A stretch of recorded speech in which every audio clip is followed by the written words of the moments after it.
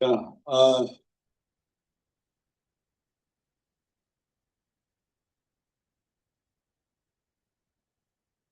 지금까지 지금 강의한 내용이 구약 39권에 대한 내용들이거든요.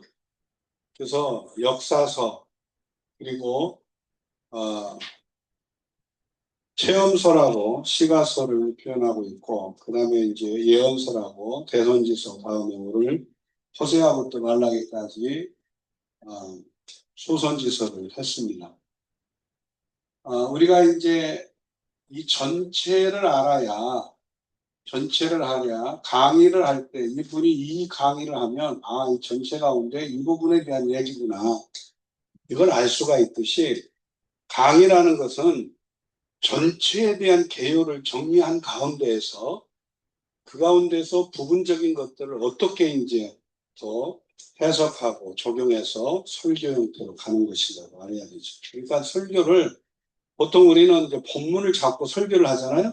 그리고 설교를 하는 가운데에서 부분적인 걸 얘기하지만 듣는 사람의 입장에서는 성경 전체를 이해한 가운데에서 어느 부분에 대한 이야기를 하는구나, 이걸 알아야 된다는 거예요. 이런 관점에서 지금 구약과 신약 성경 66권을 창세기부터 계시록까지 전체 구조를 좀 먼저 살펴보고 있는 겁니다. 자, 5장에서 우리가 이제 쭉 살펴봤어요. 성경을 바라보는 관점, 어떻게 봐야 할 것인가 등등을 살펴보고 5장에서 39권을 살펴보고 있는데, 그 가운데에서 창세기부터 이제 시작의 책인 창세기부터 출애굽기에 들어가면 성막에 대한 얘기가 나와요. 성막. 성막은 뭐냐면 죄인이 하나님과 만나는 곳이고, 성막은 이렇게 돼 있지만 문이 딱 동쪽에 하나예요. 그리고 바로 성막 뜰 안에 그 번제단, 물두멍, 그리고 이 두 개의 방이 있는데 바로 성소가 있고, 그리고 휘장이 있고 지성소가 있죠.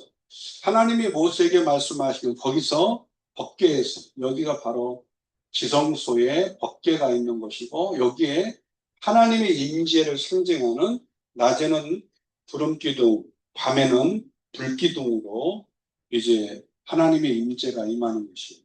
그래서 법궤에서 내가 너 만나고 이러한 말씀을 하시고, 하나님이 모세에게 말씀하실 거기서 법궤에서 내가 너 만나고, 어떻게 만나느냐, 우리가 이제 보통 성막에 대한 부분을 통해서 예수 그리스도의 구속사역, 죄인된 인간이 예수 그리스도를 통하여 하나님을 만나는 방법을 얘기하고 있어요.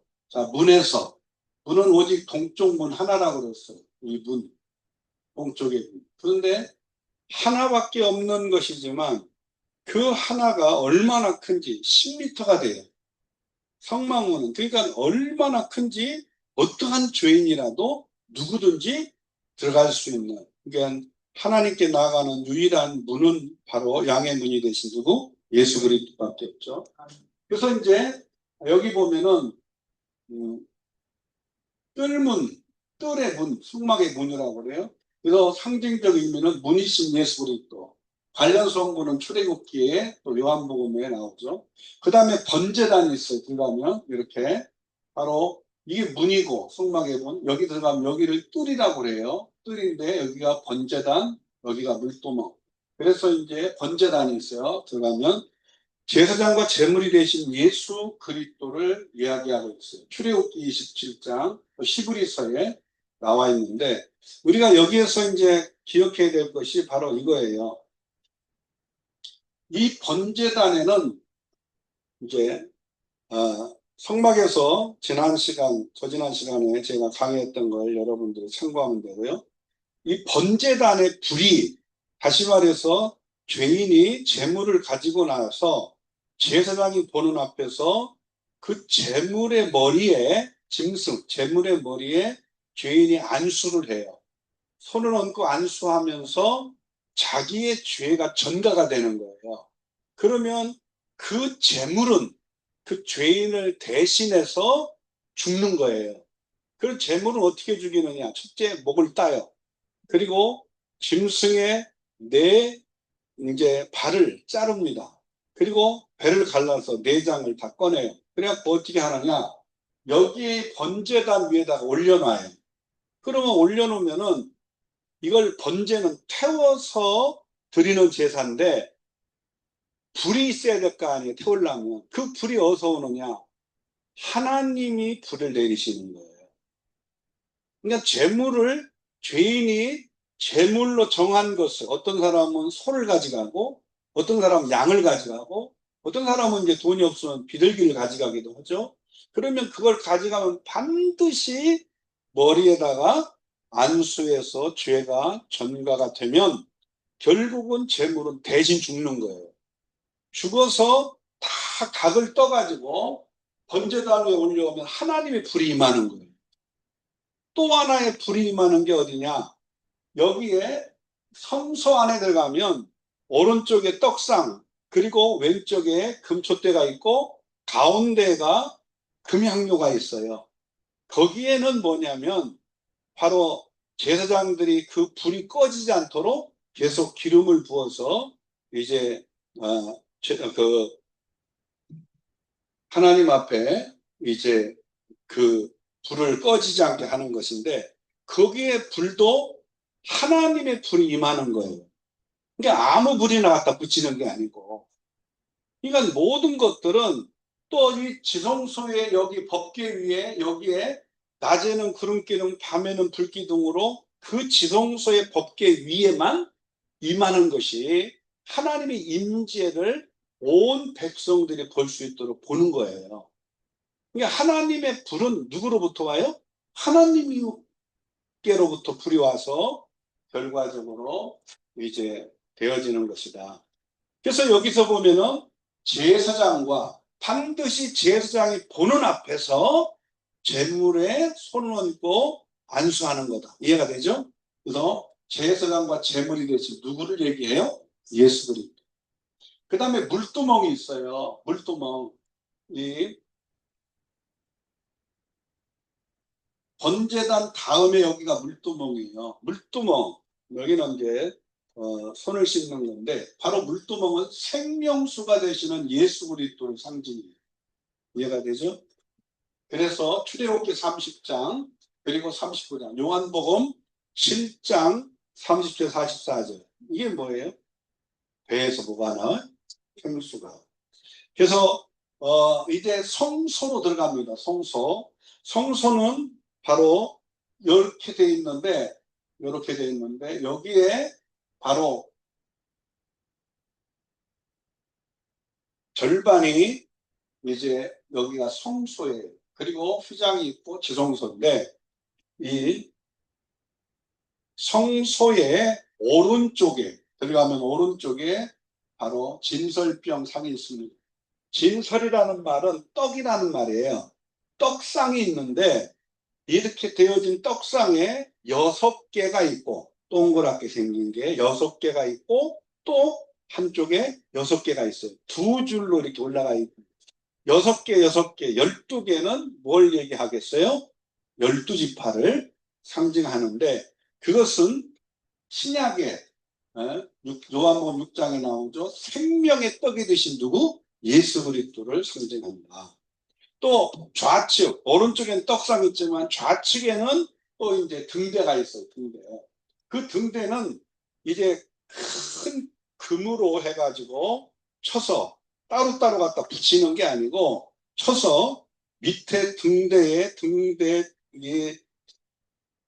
저기를 만들고 받침을 만들고 쳐가지고 7개가 등대가 되어져서 거기다가 이제 감람유 기름을 부으면 그 불을 붙이면 이게 모두가 통해서 불이 타오르는 금촛대예요. 그러니까 이것은 다 연결되어 있다. 그러면 신약의 계시록에 보면은 금촛대 사이로 예수 그리스도가 거니시는 모습이 나와요. 계시록 1장에. 그러면 금촛대는 뭐예요? 교회를 얘기하고 금촛대 사이를 거니시는 분은 다시 오실 예수 그리스도. 그리고 바로 교회의 사자들은 바로 이제 우리가 잘 아는 것처럼 교회를 맡은 그러한 목회자들. 자, 여기 보세요. 등대 빛이신 누구? 예수 그리스도. 특별히 요한복음 1장에 9절 또 8장 12절, 9장 5절 다 빛으로 오신 예수 그리스도의 모습을 얘기하고 있죠. 그 다음에 이제 분향단이 있어요. 분향단. 요게 진설병 등대 분향단 요것은 다 성소 안에 있는 거예요. 성소 안에 분향단. 중보기도가 되시는 예수 그리스도. 그래서 아까 얘기한 것처럼 그 분향단에 불이 꺼지지 않아야 돼요. 그 불이 안 꺼지려면 그 성소에 들어간 제사장은 항상 거기에 뭘 갖다 채워야 돼요? 감람유, 기름을 갖다 부어야 돼요.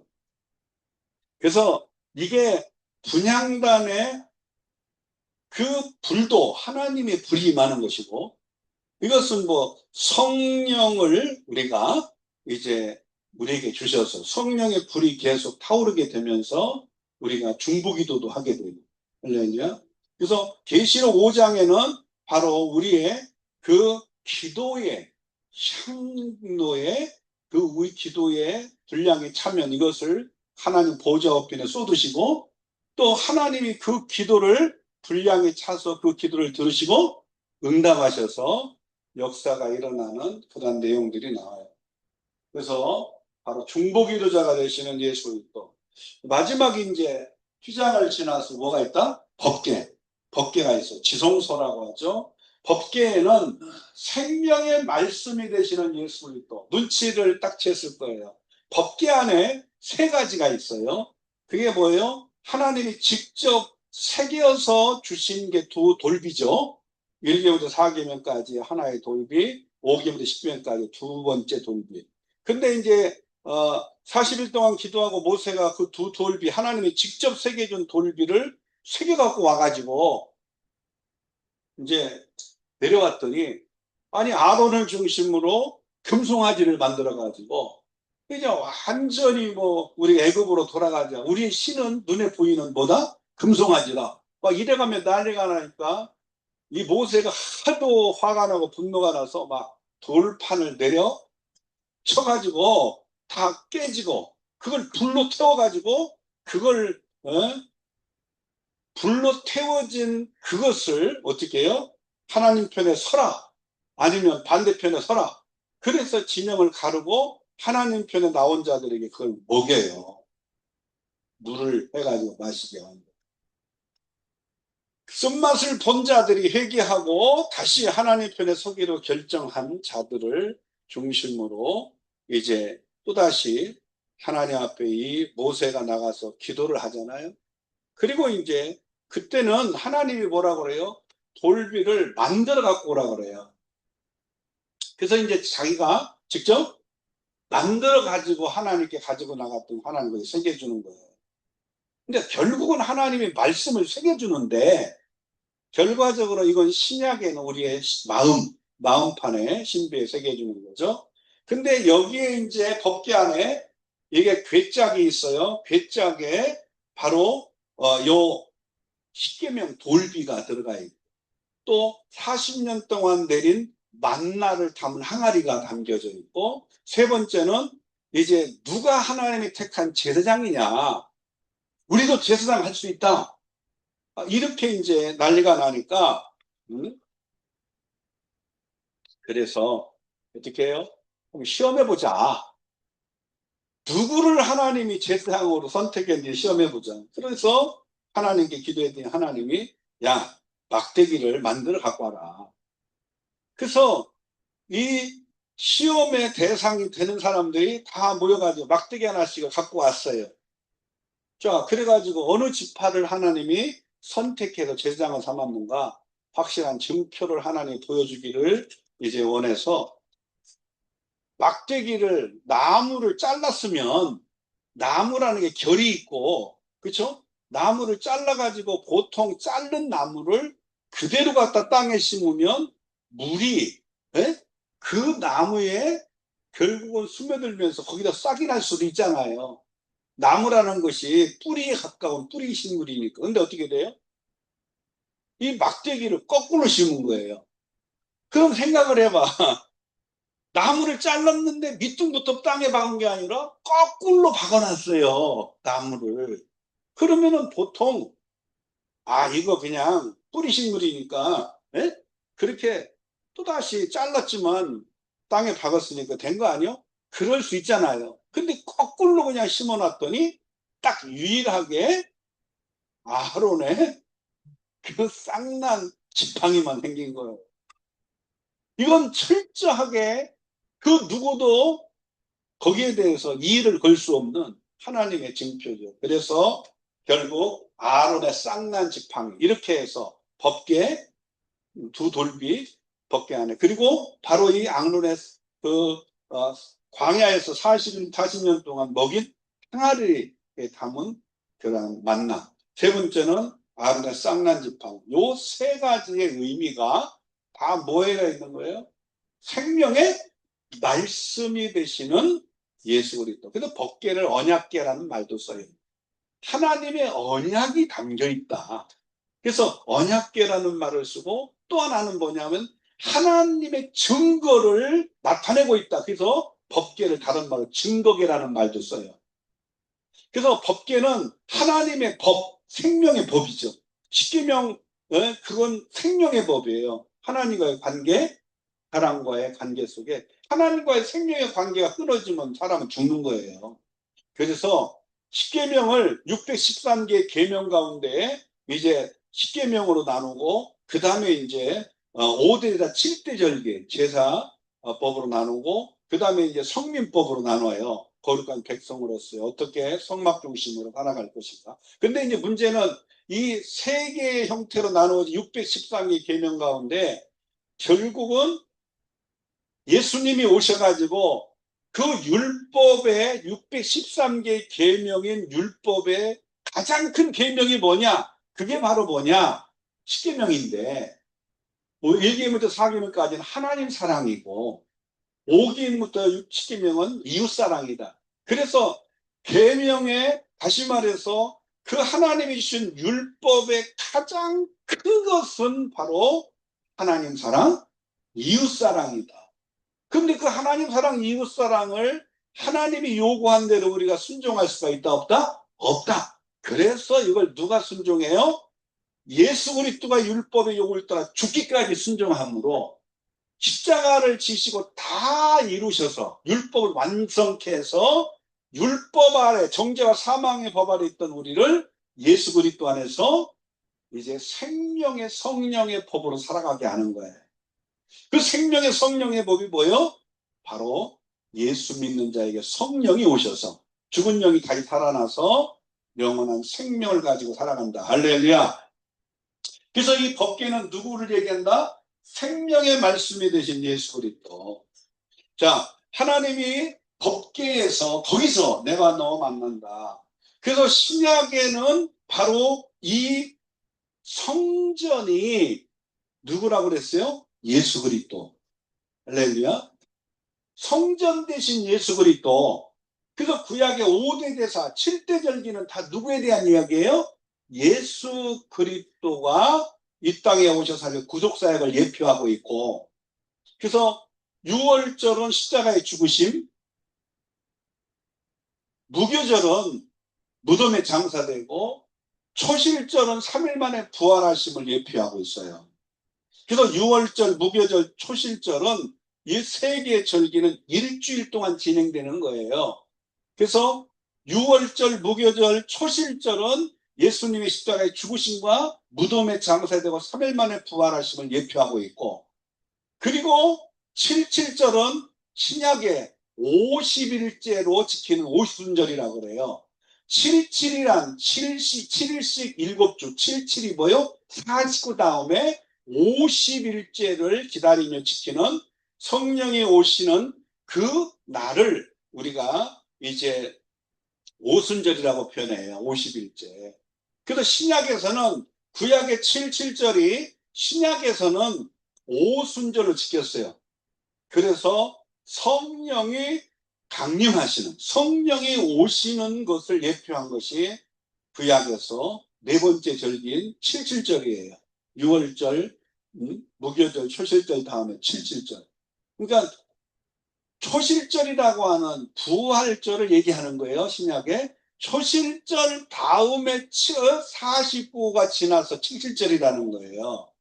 그게 오순절이다. 신약에. 성령이 오신. 그 다음에 나팔절이 와요. 나팔절.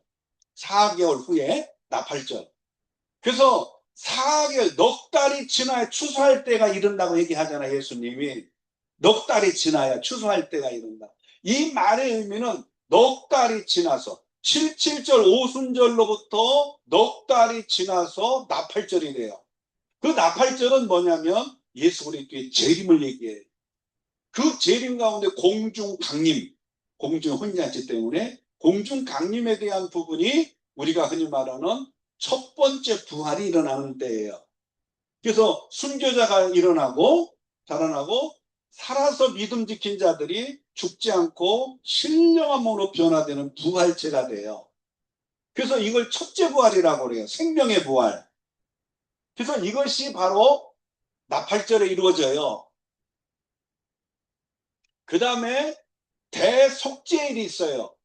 온 백성들의 죄를 짊어지고 대제사장 24명의 그러한 순번을 따라서 대제사장이 되는 거예요. 제사장 가운데 24번째 돌아가면서 24년 24째 돌아가면서 이제 대제사장으로 선정된 사람이 온 백성들의 죄를 짊어진 양을 잡아가지고 그 피를 갖고 이제 휘장을 열고 지성소에 들어가는 법궤 앞에. 그럼 법궤 위에는 요 법궤 궤짝 위에는 뚜껑이 있어요. 이것을 다른 말로 속죄소라고 그래요. 요 법궤는 아까 이게 세 가지가 들었다고 했잖아요. 두 돌비, 만나, 쌍난 지팡이. 그런데 요 법궤를 덮고 있는 그 뚜껑 위에 두 천사가 마주보고 이렇게 숙이고 있어요. 그래서 여기에 바로 이제 속죄소라고 그래서 1년에 한 차례 대속죄일날 온 백성의 죄를 짊어지고 죽은 그 제물의 피를 가지고 대제사장이 들어가서 거기에 피를 뿌리고 하나님 앞에 회개하고 죄사함의 은혜를 받는 곳이에요. 이해가 됩니까? 그래가지고 그때의 두 가지 하나가 있어요. 퍼포먼스가. 하나는 온 백성들의 죄를 짊어진 대속량은 죽고 그래서 그 피를 갖고 대장에 들어가서 속죄소에 뿌리고, 또 하나는 살아있는 양이 있어요. 아사셀 양이라고 그래요. 살아있는 양 하나는 대제사장이 지성소에 들어가서 그 속죄를 위해서 피를 뿌리고 하나님께 기다리고 있으면 하나님이 온 백성의 죄를 사하였노라 선포가 되면 대제사장이 이제 선포하는 거예요. 선포를 하고 온 이제 제사장들이 나팔을 불고 양각 나팔을 불고 백성들한테 알려요. 하나님이 온 백성의 죄를 속죄했다. 대속죄일이라고 그래요. 대속죄했다 그러면은 너무 기분이 좋잖아요. 이것을 이제 선포하고 나면 하나의 퍼포먼스가 있는데 살아있는 아사셀 양을 살아있는 채로 광야에 내보내요. 이 양은 온 백성들의 죄를 짊어지고 우리의 죄를 짊어지고 하나님이 우리의 죄를 용서하셨으니까 이것이 광야에 내보내서 온 백성들이 그걸 지켜보고 있을 거 아니에요? 그럴 때 양이 광야에 멀리 가고 안 보이면 그 아사셀 양이 우리 눈앞에서 안 보인 것처럼 하나님이 우리의 죄악을 다 용서하셨다. 그 퍼포먼스를 통해서 대제사장은 속죄소, 지성소 안에 들어가서 죄사함을 확신하고, 두 번째로 선포하면 온 백성들이 보는 앞에서 백성의 죄를 짊어진 아사셀 양이 우리 눈앞에서 사라진 것처럼 하나님이 우리의 모든 죄를 용서했다. 할렐루야. 이것을 선포하는 것이 바로 대속죄일에 하는 퍼포먼스예요. 살아있는 양을 무슨 양? 아사셀 양이라. 이 땅에 오신 대신 속죄하는 제물이 되신 대속물로 죽으러 오신 어린 양 대신 예수 그리스도를 예표하고 있는 거예요. 자, 이런 가운데서 대속죄일이 지나고 나면은 뭐가 나오느냐? 마지막 7번째 절기가 나와요. 그게 유월절, 무교절, 초실절, 나팔절, 그 다음에 뭐요? 대속죄일, 네? 그리고 이제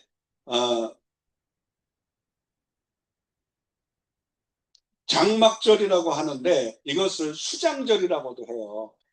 이 말의 의미는 이제 모든 곡식을 다 추수해서 창고에 들이는 거예요. 추수를 해서 장막, 추수 창고에 들인다. 수장절, 이런 표현을 쓰는데 이것을 장막절이라고도 해요. 그런데 이 말의 의미는 영원한 장막이 어디예요? 천국 창고, 이 천국의 그 새 예루살렘 성전이잖아요. 예루살렘. 바로 거기에 우리가 들어갈 수 있는 것은 결국 우리의 모든 죄 사함이 이루어지고 그리고 예수 그리스도가 이 땅에 다시 오셔야 들어갑니다. 할렐루야. 그래서 마지막 이제 이 7대 절기는 다 예수 그리스도의 십자가의 죽으심부터 마지막 이 땅에 다시 오셔서 바로 영원한 천국에 우리가 들어가게 되는 그 과정까지를 예수 그리스도의 구속사역을 예표하고 있다. 그래서 이제 출애굽기에 이 특별히 성전이 세워지고 성전 안에서 행해지는 제사, 5대 제사, 7대 절기, 레위기서 나오잖아요. 이 레위기서의 성막은 결과적으로 하나님과 죄인이 만나는 것인데 이것은 누구를 통해서 만나요? 신약의 누구? 성전 대신 누구? 예수 그리스도. 그 성전 대신 예수 그리스도를 믿고 우리의 심령의 성전이 하나님이 거하시는 토소가 되는 거예요. 그래서 우리의 심령 성전이 믿는 자의 하나님이 거하는 초소다. 그러니까 결국은 하나님의 영이 임하는 곳이 하나님의 나라인데 예수 그리스도를 영접하고 모셔드린 우리의 마음의 성전이 하나님의 영이 거하는 초소입니다. 성전이라고. 심령 성전. 할렐루야. 그래서 하나님 나라 어디 있다? 너희 안에 있는 거예요. 예수 그리스도를 모신 우리의 심령에 있는 거예요. 심령 성전이 우리 가운데 성령의 충만함으로 성령이 거하시는 전혀 하나님이 함께하고 동행하는 그러한 삶이 돼야 되는 거예요. 그래서 문에서 성막 문에서 예수 그리스도를 믿고 번제단의 죄를 버리고 바로 물두멍에 성령 받고 죄사함을 받아야 성령이매요. 할렐루야. 그리고 떡상에서 말씀 먹고 영적 건강하고도 등대에서 빛된 생활하며 분향단에서 기도하고 법궤에서 하나님과 만나서 동행하는 거예요. 할렐루야. 이것이 하나님을 만나는 성막이에요. 그래서 성막에 예수 그리스도의 구속사역을 예표하고 있다. 7대 절기로. 할렐루야. 그래서 평면도는 여기서 보면 문이 여기 있고 문은 표시가 안 됐는데 이렇게 보면 돼요. 이렇게.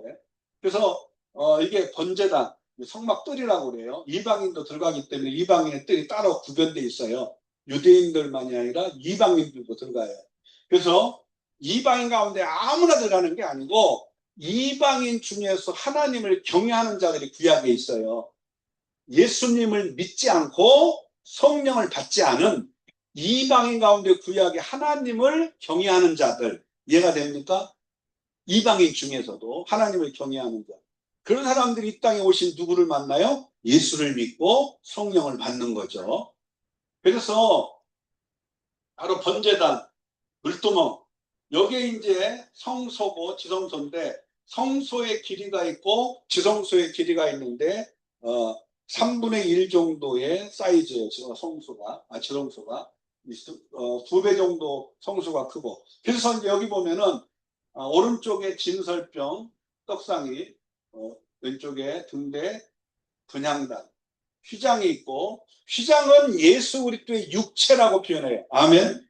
그래서 예수님이 십자가에서 못 박혀 죽으시고 피 흘려 죽으셨을 때 그 하나님과 가로막힌 휘장이 찢어진 것처럼 예수 그리스도의 육체가 죽으심으로 하나님과의 그 관계 속에 가로막힌 휘장이 찢어진 거예요. 죄의 담이 무너진 거란 말이에요. 그래서 이런 것들을 우리가 이제 구약에 예표한 걸 신약에서 다 그렇게 드러내고 있어요. 근데 이 모든 건 다 예수 그리스도의 이 땅에 오셔서 하늘 도적사가 예표한 것이다. 할렐루야. 특별히 그래서 네이기의 5대자 7대 절기 5대 제사 번제 소제 한목제 속죄 속건제 5대 제사 하나님께 가는 길 죄인 하나님께 나가는 길이요.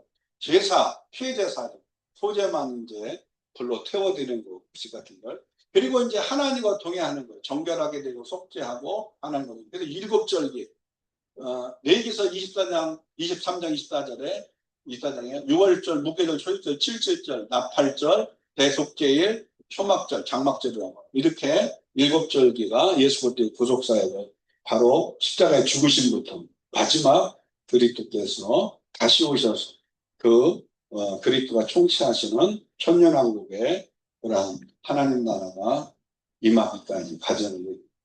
하나님과 동행하는 삶. 그래서 예수 그리스도 안에 참된 뭐를 누린다? 안식을 누리는 것을 바로 절기로 잘 설명하고 있다. 7절에 나타나는 예수 그리스도의 생애가 바로 6월절은 바로 뭐예요? 예수 그리스도의 십자가의 사건. 무교절은 예수 그리스도의 무덤에 장사되고 초일절은 부활을, 오순절은 성령이 부어주시고 나팔절 그리스도의 재림에 공중 강림이 있고 지상 재림이 있어요. 그리고 속죄일, 대속죄일이요. 그리스도의 택한 자 성결케 하고 장막절, 그리스도의 죄가 없는 천년왕국, 그 그리스도가 통치하는 세상이 이제 새롭게 새하늘과 새 땅으로 이루어져요. 할렐루야.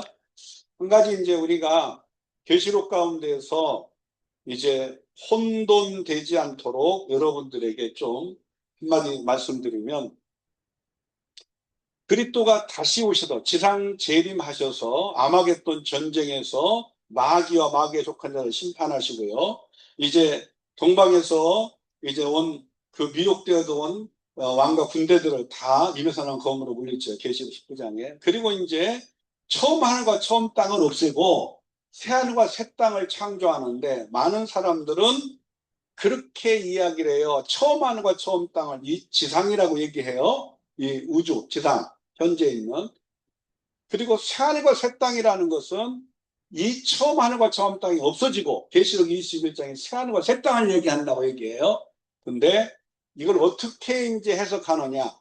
이단 사이비들은 신천지부터 시작해서 이단 사이비들은 여호와 증인도 마찬가지예요. 미국에서 들어온 이단이에요.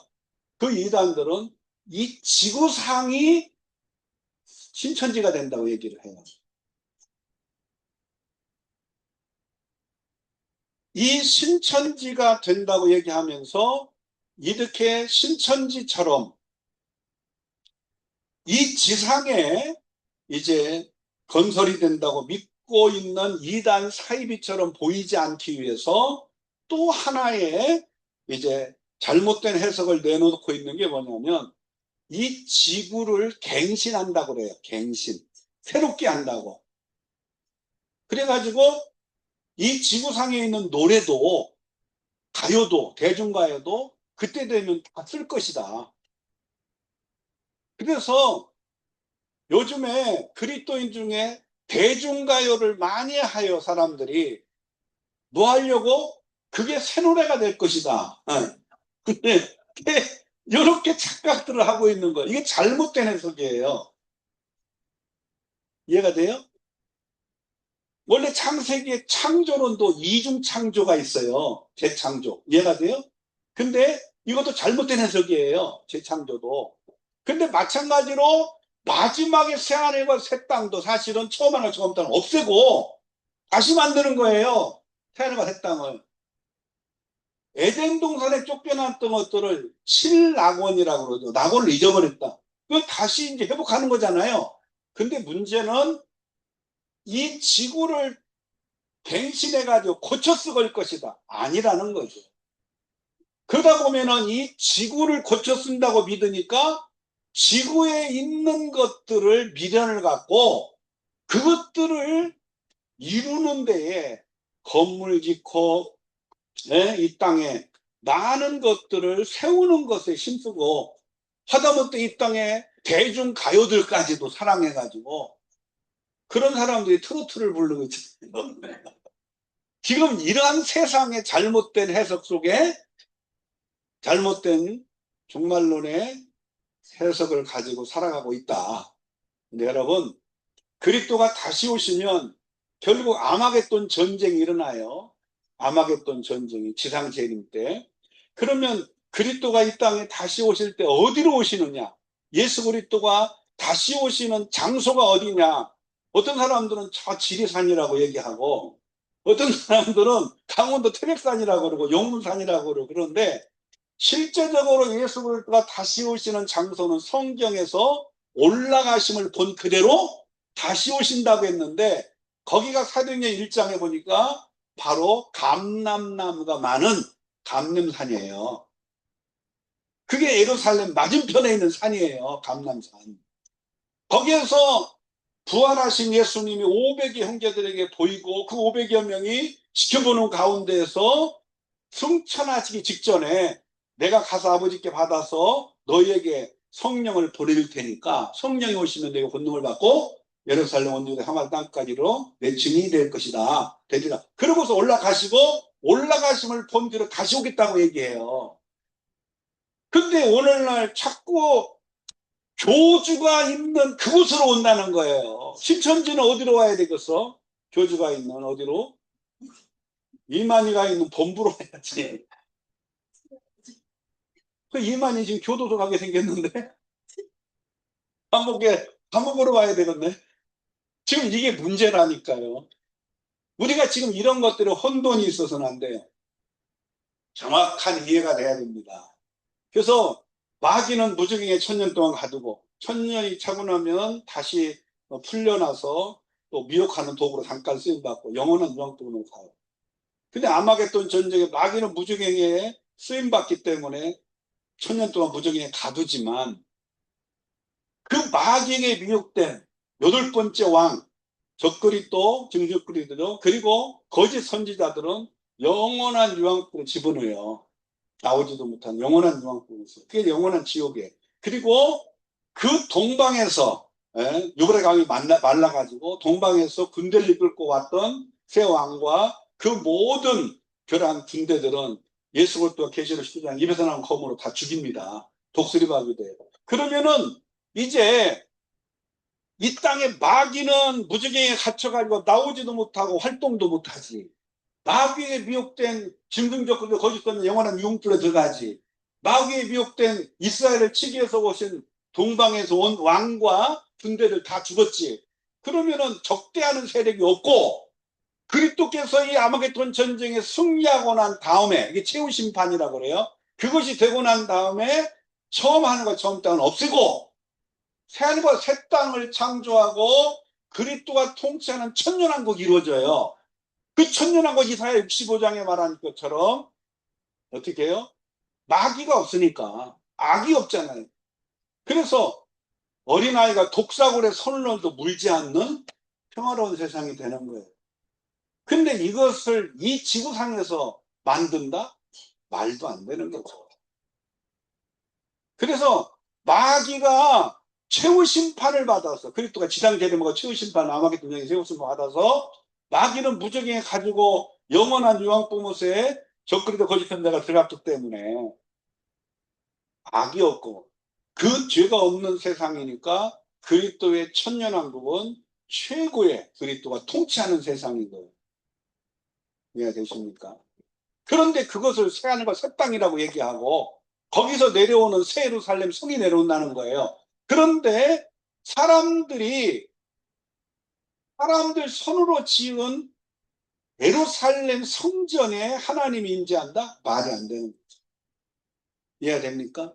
그래서 이단 사이비들이 자기들이 새 예루살렘 성전이다 그렇게 져놓고 거기에 교주가 앉아가지고 재림 예수 제 노릇을 하고 있지만 그것에 오는 게 아니에요. 처음 당한 그리스도가 지상 재림하시고 아마겟돈 전쟁의 최후 심판을 하시면 처음 하나처럼 싹 없어집니다. 새하늘과 새 땅으로 창조가 되는 거예요. 그렇기 때문에 세상 것에 미련을 갖고 세상에 건물 사고 땅 사고 더 많이 아방궁 지려고 하지 말고 이란 사이비들 교주처럼 자기가 머물고 있는 곳이 정말 새하늘과 새 땅이고 새 예루살렘 성이다. 그래가지고 자기가 교주 노릇하고 있는 그러한 것에 우리가 미혹될 것이 아닙니다. 이해가 됩니까? 예수 그리스도 중심의 신앙. 할렐루야. 다 예수 그리스도 이 땅에 오셔서 예언한 대로 십자가에 죽으시고 부활하고 성천하고 성령을 보내주고 결국은 예수가 다시 오시고 대속죄의 역사를 이루고 그리스도가 통치하시는 천년왕국에 정말 살고 천년왕국이 차면은요 백보자 심판이 이제 둘째 부활이 일어나고 이때는 심판의 부활이라고 그래요. 믿지 않는 자의 부활. 그리고 백보자 심판이 있고 영원 천국, 영원 지옥으로 갈라지는데 기준이 뭐예요? 생명책에 기록된 자는 영원한 하나님에 들어가는 거예요.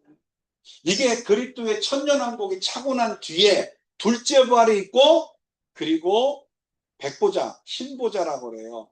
그래서 신백이라는 말의 의미는 무슨 소리냐면 하나님의 영광의 빛이 그만큼 희고 강하다. 거룩한 하나님의 영광이 임하는 보호자 앞에서 심판의 부활로, 그래서 믿는 자는 1차 첫째 부활의 생명의 부활로 이미 부활했고 그 믿지 않는 자의 심판의 부활이 둘째 부활이에요. 사망의 부활.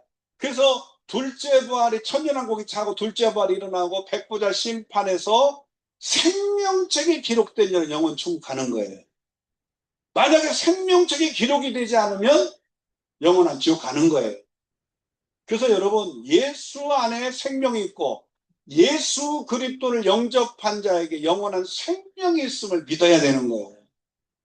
그래서 우리가 세상을 이기는 믿음, 사망 권세를 이기는 믿음은 영원한 생명이 되신 예수 그리스도가 내 안에 있고 영원한 생명이 있음을 믿는 믿음입니다. 할렐루야. 자, 구약 성경 39권의 핵심 주제 이렇게 역사서입니다.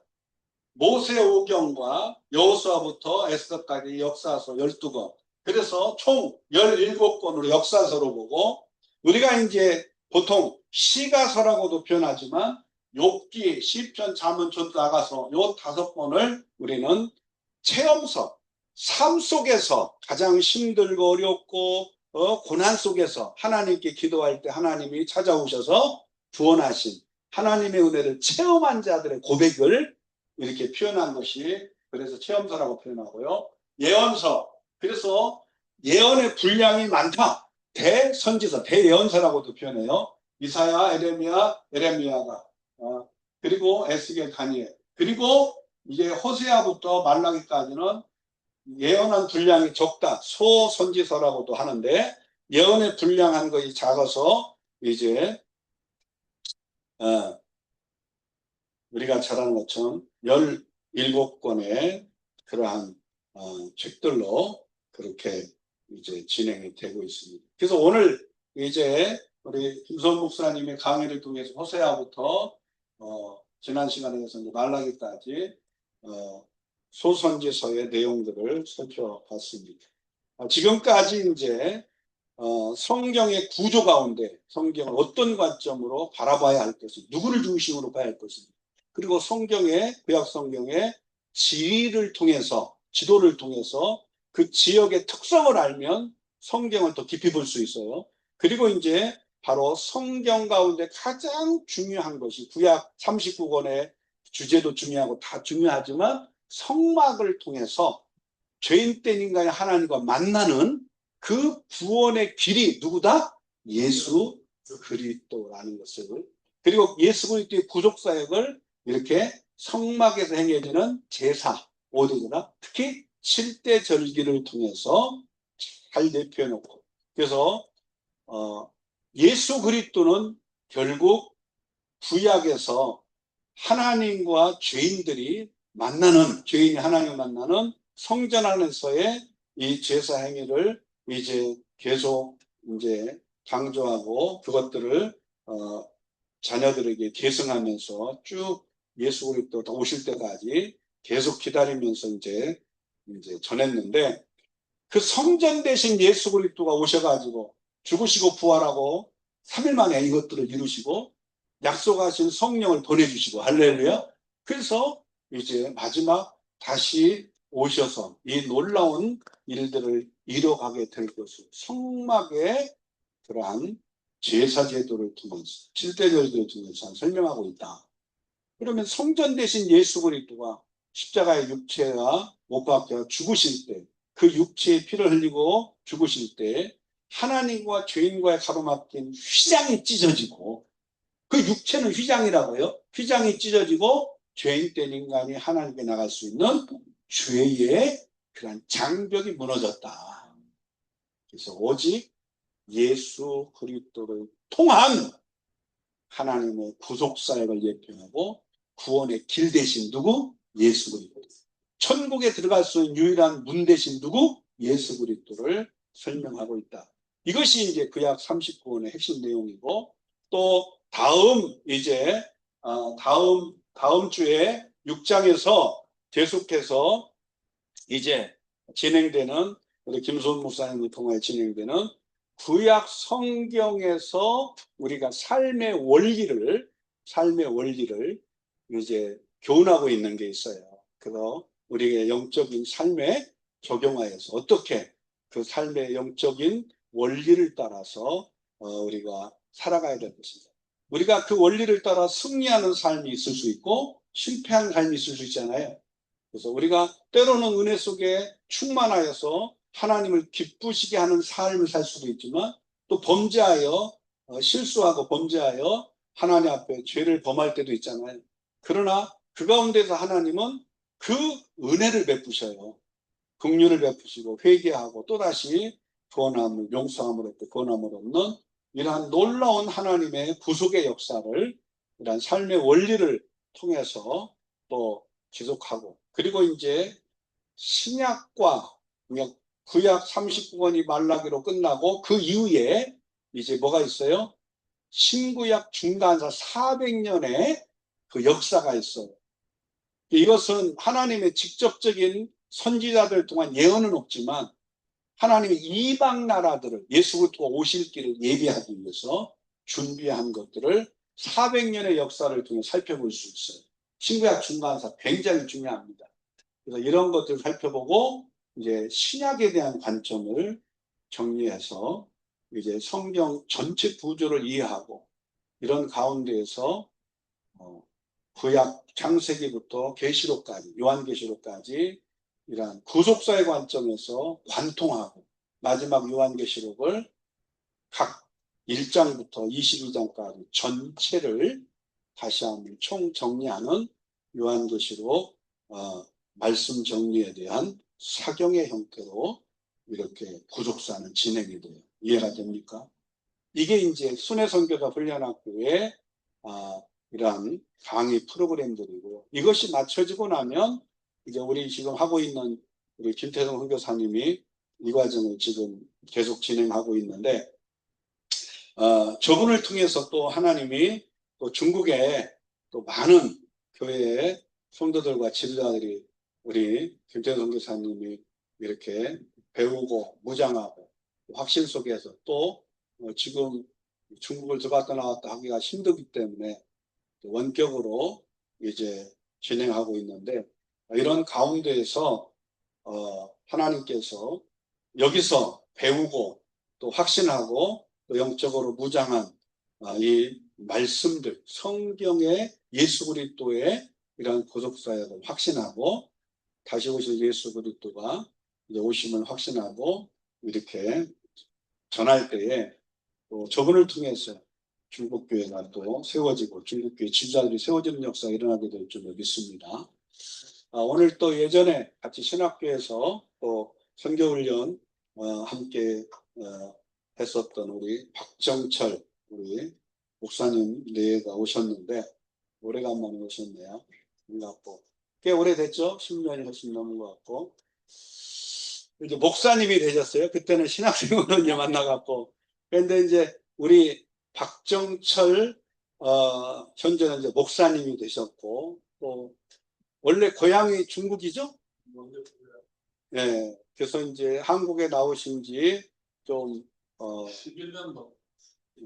2011년. 예, 2011년도에 오셔가지고, 그래서 이제 예전에 서울에 있는 학교에서, 신학교에서 하고, 또 저하고 함께 신학교 강의만이 아니라 따로 이제 선교 훈련을 이제 시키는 선교 훈련을 같이 하기도 하고 했었는데, 또 목사님이 되셔가지고, 또 지난번 보니까 중국에 가셔가지고 또 중국에서 사역을 하셨던 그러한 내용들을 또 공유도 하고, 그래서 지금 활발하게 이제 하나님께서 그 중국 땅에 하나님의 그러한 사람들을 세워가 하나님 교회를 또 새롭게 세워가는 일들을 위해서 우리 목사님이 지금 두 분이 애쓰시고 있는데, 이번에 이제 이 3일 기도회를 한다 이렇게 좀 보냈더니 관심 가지고 참석하겠다고 회의하셔가지고 오셨어요.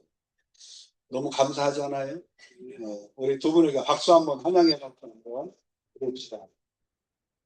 우리 이제 옆에 있는 우리 김태성 선교사님도 중국에서 이제 예전에 제가 94년도부터 중국 선교를 시작을 하고, 그러면서 이제 중국 교회 지도자, 조선 쪽 교회 지도자 교육을 하고 할 때 이제 만나가지고 참여해서 또 은혜도 받고 했었던 상태였는데, 그 이후에 하나님이 은혜를 주셔서 이제 조선족이 아니라 중국의 한족들을 대상으로 전도를 하고 교회를 세워가지고 20개가 넘는 교회들을 순회하면서 세우고 관리하고 사역을 하다가 또 한국에 나오셔가지고 여러 가지 그런 상황에 있으면서 이제 저를 다시 만나가지고 하나님의 은혜 속에서 지금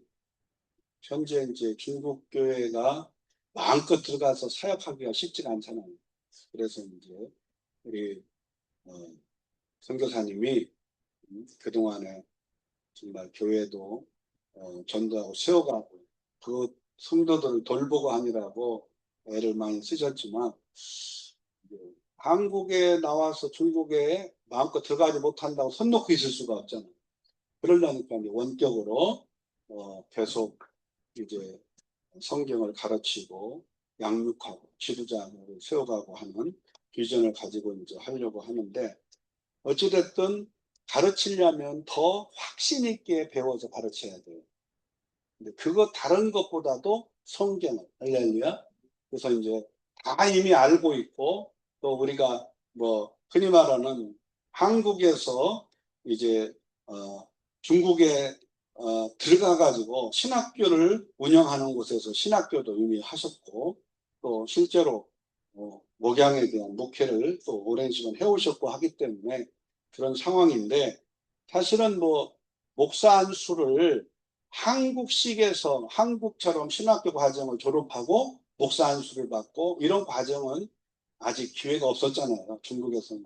그래서 제가 권유를 해서 뭐 안 해도 됐겠지만, 안 해도 되고 안 하는 가운데서도 계속 그 사역을 해갈 수도 있겠지만, 그것보다는 앞으로 남은 생에 효과적으로 사역을 하려면, 한국을 거점으로 이 사역을 펼쳐가려면 많은 것도 많고 또 해왔던 것들도 많지만, 다시 한번 체계적으로 이 과정을 좀 해라. 그래서 이제 순회선교사 훈련학교에 학부 과정으로 지금 해서 이제 사실은 이제 마지막 학부 졸업을 앞두고 성경 66권에 대한 부분을 다시 정립하는 그러한 시간을 갖고 졸업식을 하고, 그리고 나서 이제 선교대학원 과정을 진행을 하게 될 겁니다. 그래서 선교대학원 과정을 진행함으로 향후 때가 돼서 이제 목사 안수를 받고, 그런 가운데에서 본인이 아무래도 말씀 무장, 또 영적인 무장, 또 하나님이 주신 이러한 기름 부음 가운데에서 이렇게 확신 있는 걸 가지고 전하고 사역을 할 때 더 효과적으로 할 수 있잖아요. 그런 과정으로 지금 진행하고 있어요. 지금은 뭐 한국 교회 안의 신학교나 또 제가 다른 곳의 학교에서 하고 있는 선교 대학원장으로 사역을 하는데, 그 선교 대학원에 있는 그러한 학교들 형태하고 달라요. 지금 여기는 오직 지금 소수지만 이분들에게 맞춰서 맞춤식으로 지금 교육과 훈련을 진행해 가고 있습니다. 이 일에 우리 가능하면 또 오늘 오셔서 함께 기도하고 격려해주는 힘을 실켜서 우리 박정철 목사님 네 분도 기왕이면 우리가 이제 한국 땅만이 아니라 앞으로 중국을 살려야 돼. 아멘. 중국 교회를 살려야 세계 복음화가 이루어져요. 할렐루야. 그래서 같이 좀 서로가 같이 기도하고 격려하고, 또 기왕이면은 이 과정을 좀 같이 알고 있고 했던 것들이지만 다시 재정립한다는 마음으로 같이 힘을 합해서 서로 격려하면서 해가고, 서로 또 이제 우리가 같이 필요할 때 연합해서 또 함께 섬기고, 그래서 사역들이 남은 생에 함께 혼자보다는 같이 해나가면 좋을 것 같습니다. 할렐루야. 시간이 좀 많이 갔습니다만 우리가 다시 한번 뜨겁게 합심하여 기도하고 마치도록 하겠습니다. 합심해서 한번 뜨겁게 주 한번 부르 기도합니다. 주여. 할렐루야. 아버지 하나님 감사합니다. 오늘 또 하나님께서 주시는 놀라운 은혜 가운데에서 이제 오직 믿음을 가지고 우리가 순종하며 나가기